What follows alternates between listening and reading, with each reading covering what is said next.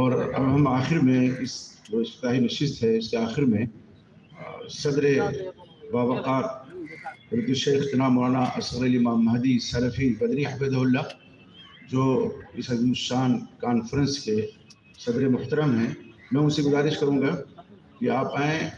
اور مختصر خطبہ صدارت پیش فرمائیں۔ آپ کا ہم خطبہ صاحب انشاءاللہ رات میں تفصیلی سنیں گے، وقت کی تنگ دامانی جو ہے ظاہر ہے، تو فضیلت الشیخ تشریف لائیں۔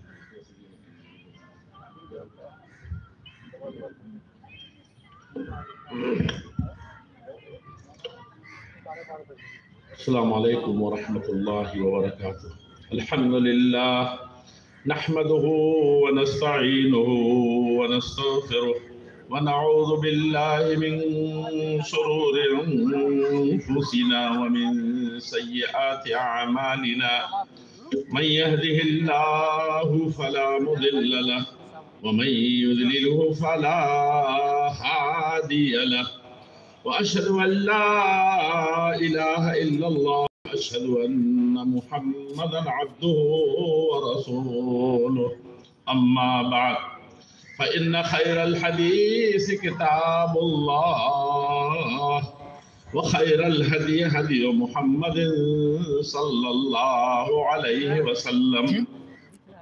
وشر الأمور محدثاتها وكل محدثة بدعة وكل بدعة ضلالة وكل ضلالة في النار۔ أعوذ بالله من الشيطان الرجيم، بسم الله الرحمن الرحيم۔ يا أيها الذين آمنوا اتقوا الله حق تقاته ولا تموتن إلا وأنتم مسلمون۔ يا أيها الناس اتقوا ربكم الذي خلقكم من نفس واحدة وخلق منها زوجها وبث منهما رجالا كثيرا ونساء واتقوا الله الذي تساءلون به والأرحام إن الله كان عليكم رقيبا۔ يا أيها الذين آمنوا اتقوا الله وقولوا قولا سديدا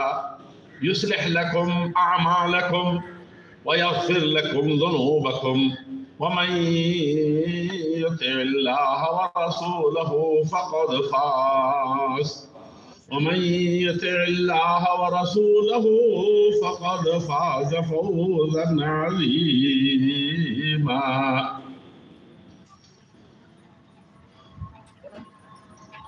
اس خطبہ حاجہ کے بعد اس عظیم الشان کانفرنس میں صحیح طریقے سے دیکھا جائے اور سمجھا جائے تو اس کے روح رواں ہم سب کے بزرگ اور اس صوبے کے امیر محترم جناب حافظ عتیق حفظہ اللہ و تولا اور صوبائی جمعیت اہل حدیث مشرقی یو پی کے جواں سال، جواں ہمت اور دیدور اور دلیر اور فکر مند بھی اور ہر طریقے سے اس سلسلے میں حقیقی سزاوار اپنی ٹیم کے ساتھ تعریف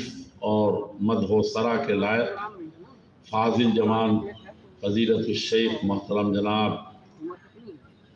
شہاب الدین صاحب مدنی اور ان کی پوری ٹیم، ان کے تمام ہی جو نائبین ہیں دونوں حضرات، اور اسی طریقے سے جو مرکزی جمعیت اہل حدیث ہند میں نمائندگی فرماتے ہیں، میں نے قدم قدم پر دیکھا ہے کہ وہ بھی دست راست بنے ہوئے ہیں، اور ان کے مشورے اور وزراء کا کام لے رہے ہیں، کیبنٹ کا، اور یہ بھی ایک بہت بڑی چیز ہے جس پر موقع ملا تو کچھ نہ کچھ کہنا چاہیے۔ اسی طریقے سے ہماری مرکزی جمعیت اہل حدیث سندھ کے اور جماعت اور ملت کے اور ملک کے بھی، بلکہ میں کہتا ہوں کہ پوری دنیا کے جن لوگوں نے جس قرآن و حدیث کا ہم نام لیتے ہیں اس کی حقیقی خادم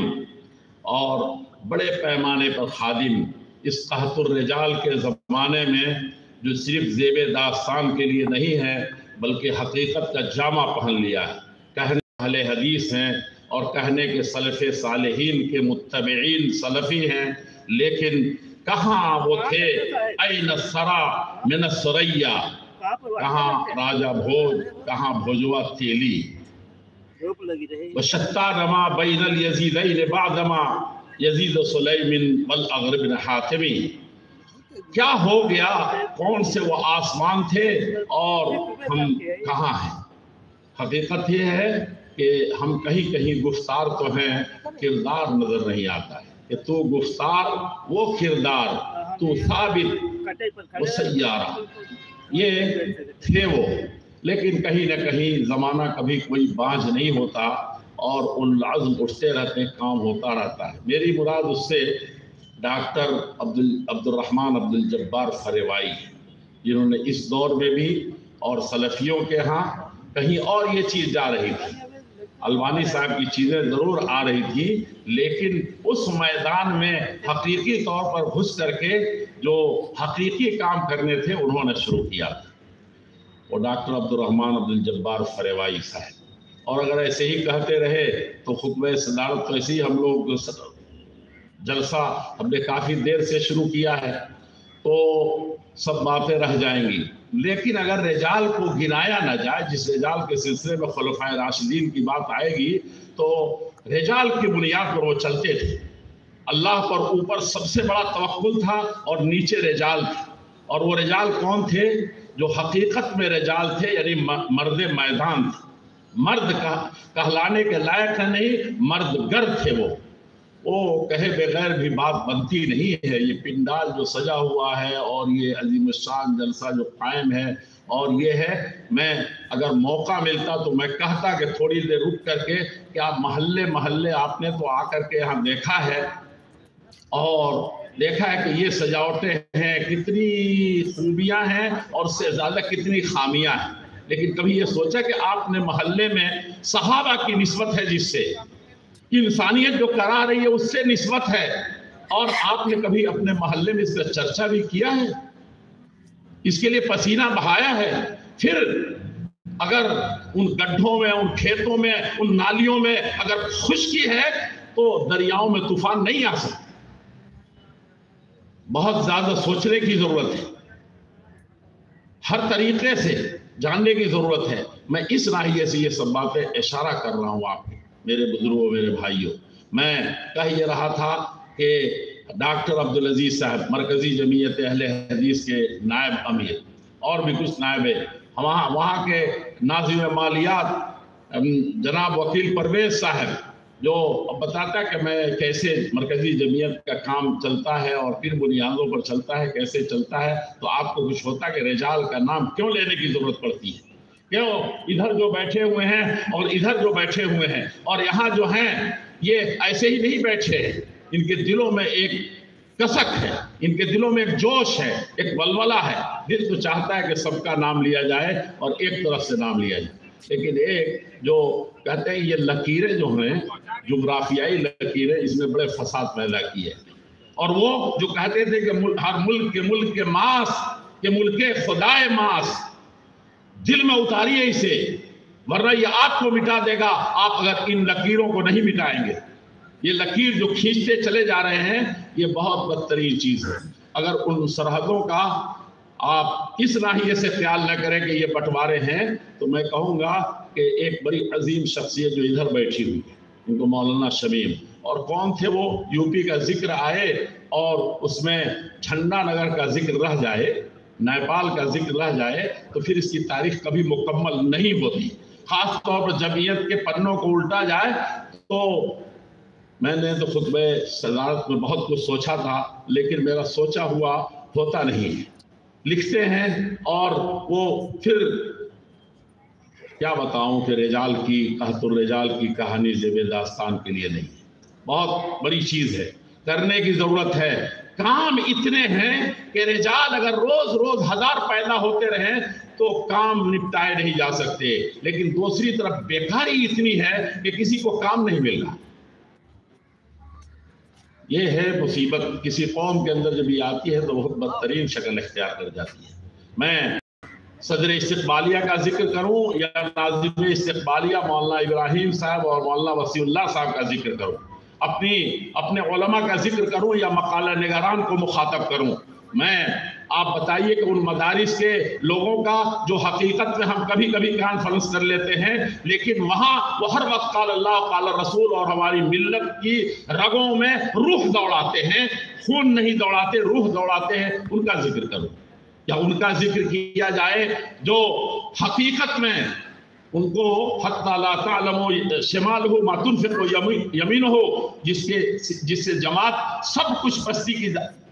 طرف جانے کے بعد بھی اور عثمان غنی کا کردار بھول جانے کے بعد بھی جو کچھ ہے بہت کچھ، یا ان کا ذکر کیا جائے۔ میں نہیں سمجھتا کہ ہماری جو ذیلی جمعیتیں ہیں، ہماری جو شہری جمعیتیں ہیں، ہماری جو ضلعی جمعیتیں ہیں، ہماری جو صوبائی جمعیتیں ہیں، اس کے نمائندگان کسی نہ کسی شکل میں کہیں نہ کہیں سے، خاص طور پر ہمارے اس محبوب صوبے مشرقی یوپی یعنی جمعیت کی حیثیت سے اس کے جو ذمہ داران ہیں میں ان کو مخاطب کروں، کیونکہ وہاں اگر ہلچل نہیں ہے تو یہاں کبھی بھی انقلاب نہیں آ سکتا، عظیم الشان نہیں بن سکتا۔ آپ سب توجہات کے اور ہر طریقے خطابات کے اور القابات کے بھی، اور اسی طریقے سے نام لے کر کے بالقابکم اس کی ضرورت تھی، یہاں یہ میں کہنا چاہتا تھا، لیکن بڑی معذرت کے ساتھ کہ یہاں ایسی ہستیاں ہیں کہ سب کا نام لے تو بہت سی باتیں رہ جائیں۔ لیکن دوسری مشکل اس سے بڑی کھڑی ہے، وہ موضوع بھی بڑا عجیب ہے اور اس سے دلچسپی ہے، اور مکان سے دلچسپی تو مت پوچھئے۔ اگر کہیں یہاں اس باغ و بہار بنانے میں کوئی حصہ ہے تو کہیں کہیں نظر آتا ہے کہ میں بھی یہاں سے کبھی گزرا تھا یا میں بھی کچھ جانتا تھا۔ تو بہت زیادہ اس موضوع سے بھی اور اس مکان سے میں تو کہوں گا کہ آپ حضرات نے پتہ نہیں میرا نام بار بار کیوں لیا، لیکن مرکزی جمعیت اہل حدیث میں جو عالمی سطح کے جس کا پیغام گیا، امام خانہ کعبہ کے امام کی حیثیت سے نہیں، مسجد نبوی کے امام کی حیثیت سے نہیں، ہندوستان کے بڑے بڑے وزراء اور بڑے بڑے لوگوں کی حیثیت سے نہیں، وہ اپنے موضوع کی حیثیت سے اور اس کی تاثیر کی حیثیت سے اور برمحل ہونے کی حیثیت سے۔ تو آپ نے احترام انسانیت آخری 35 کانفرنس بھی جمع کر دیا، اور دوسری طرف مکانت صحابہ، مقام و مرتبہ، اور یہ کہ عظمت صحابہ، دونوں کانفرنسوں کو بھی جمع کر دیا۔ اس کے بعد ذیلی تو بہت سارے ہوئے۔ تو اس موضوع سے متعلق بات کروں یا مکان سے متعلق بات کروں، یہی وہ شہر ہے جو دلی اچھل چکی تھی اور بادشاہت نہیں خلافت ایک طریقے کی ختم ہو رہی تھی، اور اس کو سوچنے والے نہیں سوچتے، جو کچھ ہے اس کو گنوانا چاہتے ہیں، اس پر سیدھے لگا رہے ہیں اور دشمن کی طرف دیکھ رہے ہیں کہ ادھر سے لگ رہا ہے، یہاں بیٹھے بیٹھے لگا رہے ہیں۔ آپ کو عمارت پسند نہیں آتی، آپ کو نظامت پسند نہیں آتی، خازن تو کبھی آپ کے معیار پر نہیں اترا، اس کے ممبران اور اس کے عوان تو کبھی آپ نے خاطر میں نہیں لایا۔ کون لگا رہا ہے اسے؟ کون ہے جو اپنے آپ کو کمزور کر رہا ہے؟ کون گھن کی طرح جماعت کو، ملت کو اور ملک کو کھا رہا ہے؟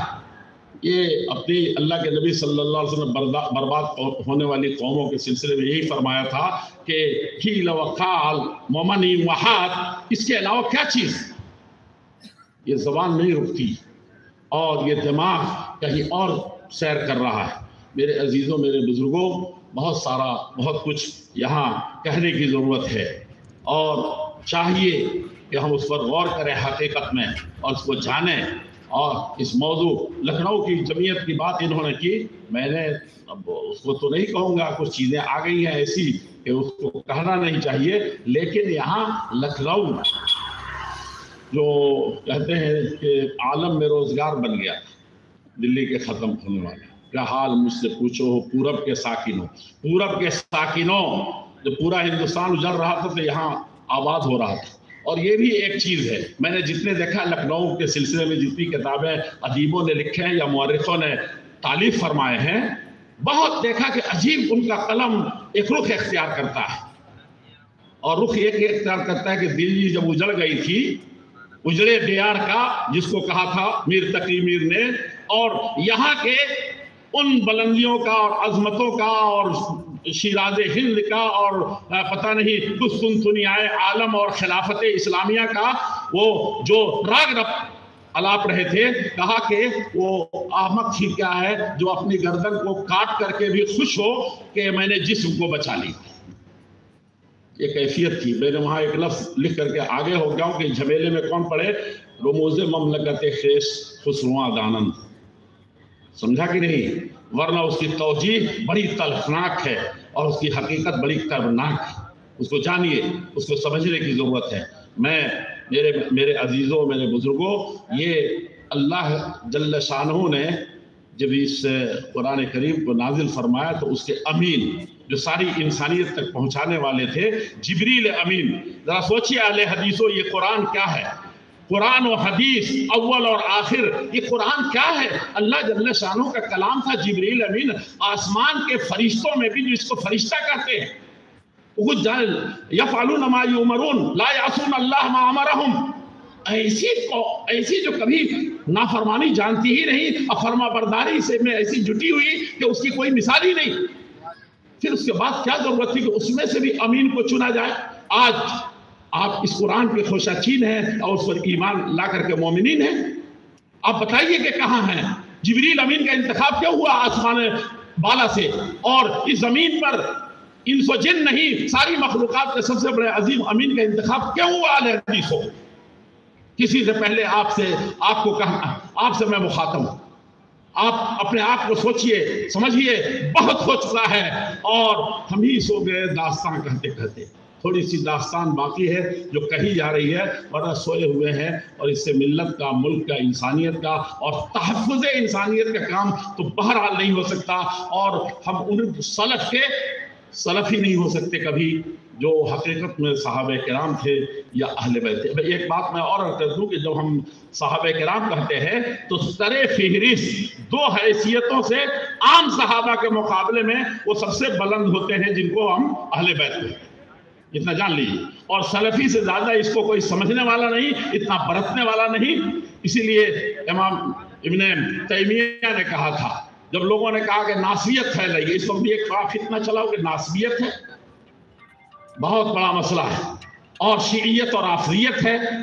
ये सब फितने हैं। ये फितना करने वाले दूसरे लोग हैं, यहाँ कोई चीज नहीं है। इनका रफ़ज़न हुब्ब साहब मोहम्मदिन फलियशहद इस्सक़लान अन्नी राफ़िज़। अगर कोई कहता है कि नासबी है वो जो सहाबा से मोहब्बत करते हैं, तो मुझे 100 बार इकरार है और उस पर ईमान है और इसरार भी है कि मैं ऐसा नासबी हूँ। और अगर कोई कहता है कि राफ़िज़ शिया हो, तो मुझे इस पर भी 1000 बार इसरार है कि इनकान रफ़ज़न हुब्ब आले मुहम्मदिन फलियशहद इस्सक़लान अन्नी राफ़िज़। ये हमारा ईमान है। कौन कहता है कि हम तुम में जुदाई हुई? हम दोनों को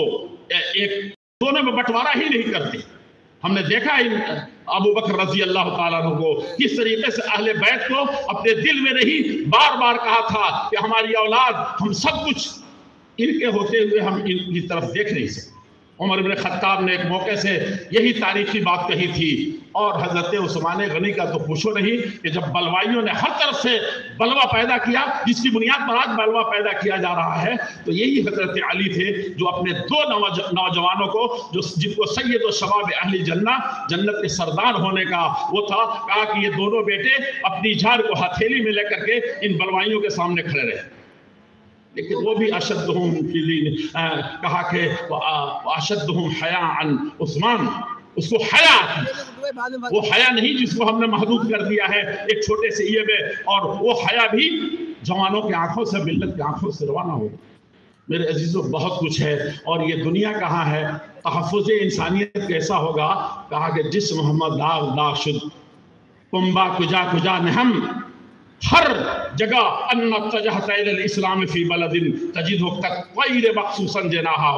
انگ انگ کٹ چکا ہے، ایک ایک بال نوچ کر کے ختم کیا جا رہا ہے اس انسانیت کا، اس اسلام کا، اور اس ملک کا، اس ساری دنیا ملت کا، اور سب خوش ہیں کہ ہم تعمیر کر رہے ہیں، تعمیر میں لگے ہوئے ہیں، تخریب کے ہاتھوں سے، شوریدگی کے ہاتھ سے، شرح وبال دوش، یہ سب کچھ ہو رہا ہے۔ میرے عزیزوں، خطبہ ستارت کا یہ وقت محبوب ترین ہے، دل کی باتیں ہیں، شاید آپ نے اشارات کی دنیا سے سب کچھ سمجھ لیا ہوا۔ لکھنؤ کا ذکر آیا تو اب میں یہاں یو پی کا ذکر ہے، مشرقی یو پی ہے، یہاں ہمارا مرکزی دارالعلوم ہے، آپ جانتے ہیں اس کی کیا تاریخ ہے اور کیسا وہ مرکزی دارالعلوم جامعہ سلفیہ بنارس ہے، آپ نے نہیں جانا۔ اور ابھی بوڈیہار سے میں آ رہا ہوں، ڈیڑھ دن رہ کر کے، آپ پوچھئے کہ کیا چیز ہے۔ ندوۃ العلماء کو کبھی سنا ہے؟ کن فکر مندیوں کے صلے میں یہ آیا تھا وہ آپ نہیں جانتے۔ اور اس لکھنؤ کی کہانی تو بہت حافظ عتیق صاحب نے بھی سنا دی، انہوں نے بھی بتا دی، مولانا ابراہیم صاحب نے بھی اشارے فرما دیے، لیکن میں کہوں گا کہ یہ پیر جوان مرد جو آپ کے سامنے یہاں بیٹھا ہے، میں نے دیکھا اس کی درد مندیوں، دیکھا اس کی عقل مندیوں کو، اور دیکھا اس کے مولانا کبھی چھوٹی سی چیز کرتے تھے تو ندوہ کے اہل حدیث اور غیر اہل حدیث بچوں کو کیسے یہ لے کر کے آتے تھے، اس چمن کو سجاتے تھے۔ میں نے وہ تاریخ بھی دیکھی، میں بیٹھا نہیں تھا، طالب علمی کے زمانے سے میں یہاں کی کانفرنسوں میں رہا ہوں، خواہ بھدوہی کی کانفرنس ہو یا جہاں کی کانفرنس ہو، اور اس کے نوکے پلک، اور یقین جانیے میں اپنے آپ کو معاف نہیں کر سکوں گا اگر میں عبدالقاہر انور بصری کا وہ مرد قلندر میں نے ویسا کبھی دیکھا، اور میں تو اکثر کہا دیا، وہ میرے بارے میں بہت اشعار کہے تھے، میں نے ایک بھی محفوظ نہیں رکھا، ڈھونڈنے سے شاید مل جائے۔ جب کوئی مجلس ہوتی تھی عاملہ کی، یو پی کی اور اس کی، تو ضرور ایک شعر کسی نہ کسی تناظر میں کہہ ڈالتے تھے، سمجھا کہ نہیں سمجھا؟ تو میں ان کا ایک طرح سے رفیق سفر ہے، خاص طور پر بنارس میں، لیکن نظر لگ جاتی ہے یو پی میں کیسے یہاں پر اپنا وہ بنا۔ یہ ڈاکٹر عبدالرحمن فریوائی بیٹھے، میں طالب علم کے زمانے سنتے ہیں کہ تم کو اگر صحیح معنی میں کچھ آگے بڑھنا ہے، کچھ کرنا ہے تو لے کر کے چلو لکھنؤ، لے کر کے چلو دفتر کو، دیکھو کچھ نہ کچھ ضرور ہوگا اور کچھ زیادہ ہی ہوگا، اور اللہ کے فضل سے کیسی ہو رہی ہے۔ اور مرکزی جمعیت اہل حدیث نے جو قدم، یقین جانیے کہ ابھی پرسوں میں پیدل آ رہا تھا، کمبلے سے 5 کلومیٹر ہے، تو ایک آدمی ادھر کہیں بیٹھے ہوئے ہیں، میں نے کہا کہ دیکھو تمہاری موٹر سائیکل آج ہے، نہیں یہاں سے 5 کلومیٹر 2 بجے رات کو ہم لوگ پیدل جاتے تھے، پلاننگ کرتے تھے۔ تمام صوبوں کو، اس وقت 19 صوبے تھے، ان 19 صوبوں کو کس طریقے سے پیرونے کا کام ہوا، اور ان میں کون کون سی چیزیں ہیں جس سے ہماری صوبائی جمعیتیں اور اس کے پیچھے ذیلی جمعیتیں مخاطب ہو جائیں گی۔ اس میں سے ایک چھوٹی سی چیز بتاؤں کہ مرکزی جگہوں پر صوبے کے ہماری صوبائی جمعیتوں کے دفاتر ہونے چاہیے، اور اس میں کیا کچھ سننا پڑا تھا، یہ مرکزی جمعیت نے پہلے سال یہ سرکولر جاری کیا تھا، اور وہ انور بصری، میں نے تو کہہ دیا شاید ان کے بارے میں کیسے کیا تھا، میں نے بنارس میں دیکھا تھا اس شخص کو، اللہ اس کے کچھ کہنے سے نہیں ہوگا، ان کے لیے دعائیں کیجیے، اور اللہ اس کی کروٹ کروٹ جنت نصیب فرمائے۔ وہ مرد قلندر میں کہتا تھا، اور لیکن وہ مقدر کا سکندر تھا، اور 21 صوبے جب ہوئے اور 23 ہوئے تو میں برملا عاملہ کی میٹنگ میں کہتا تھا، یہ طرح آدمی ہے جو سختی میں بھی، نرمی میں بھی، گرمی میں بھی، خوشیوں میں اور غم جب چھائے ہوئے اس وقت بھی سب سے پہلا اس کا جواب آتا ہے۔ اور آپ جانتے ہیں لفافہ خود خریدنے لفافہ خود خریدنے جاتا تھا، خود لکھتا تھا، خود کلرک اور خود ناظم اور خود امیر اور خود سب کچھ۔ ایسے بنیے اور دست و بازو بنیے، تب جا کر کے اس جمعیت و جماعت کا۔ میں حقیقت یہ ہے کہ آپ نے جس طریقے سے اس عظیم الشان اجلاس کو سجایا ہے، خاص طور پر امیر محترم اور ناظم اعلیٰ، جواں مرد، جواں ہمت اور محبت مجھے ان جوانوں سے ہے، اور آپ سب اس سے ان کے ساتھ ہیں، میں اس پر آپ کا بہت بہت شکریہ ادا کرتا ہوں۔ انتظامیہ کے لوگوں کا شکریہ ادا کرتا ہوں، جنہوں نے پرمیشن دیا ان کا بھی شکریہ ادا کرتا ہوں، اور کسی بھی طریقے سے اس حال کے والوں نے جس طریقے سے اس کو سنبھالا ہے، سجایا ہے، اور جتنے بھی جتن اس شہر کے باسیوں نے، معززین نے کیا ہے، میں اس پر بھی شکر گزار ہوں، اور بلکہ کہتا ہوں کہ آپ سب جن کا کسی بھی طریقے سے اس میں سہیوگ ہے اور تعاون ہے، وہ اللہ کا شکریہ ادا کریں۔ منت منہ کہ خدمت سلطان ہمیں کنی، منت ازو شناس کے بخدمت بداشت۔ وآخر دعوانا الحمدللہ رب العالمین، والسلام علیکم ورحمۃ اللہ وبرکاتہ۔